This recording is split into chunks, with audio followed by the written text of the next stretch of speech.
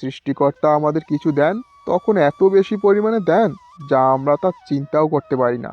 ছোট্ট একটি মেয়ে তার মায়ের সাথে শপিং করতে দোকানে গেল। দোকানদার এত সুন্দর ছোট্ট মেয়েটিকে দেখে খুব খুশি হলো এবং সে তখন একটা চকলেটের বাক্স নিয়ে এসে বলল, মামুনি, তুমি এখান থেকে কিছু চকলেট নাও। কিন্তু মেয়েটি নিল না। দোকানদার এতে ভীষণ অবাক হয়ে গেল। এত ছোট্ট একটা মেয়ে, কিন্তু কেন সে চকলেট নিচ্ছে না? তাই সে আবার নিতে বলল। এবার মেয়েটির মাও শুনতে পেল এবং বলল, তুমি চকলেট নিতে পারো আম্মু। এরপরেও মেয়েটি নিল না। সে যখন নিজে থেকে নিচ্ছিলই না, তখন সেই দোকানদার নিজেই তার হাত দিয়ে চকলেট তুলে সেই মেয়েটিকে দিল।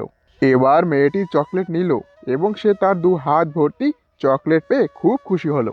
বাড়ি ফেরার সময় তার মা তাকে জিজ্ঞেস করলো, যখন দোকানদার আঙ্কেল তোমাকে চকলেট নিতে বললো, তখন তুমি কেন নিলে না আম্মু? আপনি কি ধারণা করতে পারেন মেয়েটি কি উত্তর দিয়েছিল? সে বলল, আম্মু, আমার হাত অনেক ছোট, তাই আমি যদি চকলেট নিতাম তবে খুব কম চকলেট নিতে পারতাম।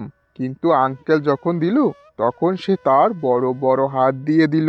তাই দেখো আমি কতগুলো চকলেট পেয়েছি। আমরা যখন সৃষ্টিকর্তার এই পৃথিবী থেকে কিছু নেই, তখন খুব কমই নিতে পারি। কিন্তু যখন আমাদের ভালো কাজের প্রতিদানে সৃষ্টিকর্তা আমাদের কিছু দেন, তখন এত বেশি পরিমাণে দেন যা আমরা তা চিন্তাও করতে পারি না। তাই আমরা যেন সবসময় সৃষ্টিকর্তার উপর ভরসা করে চলি।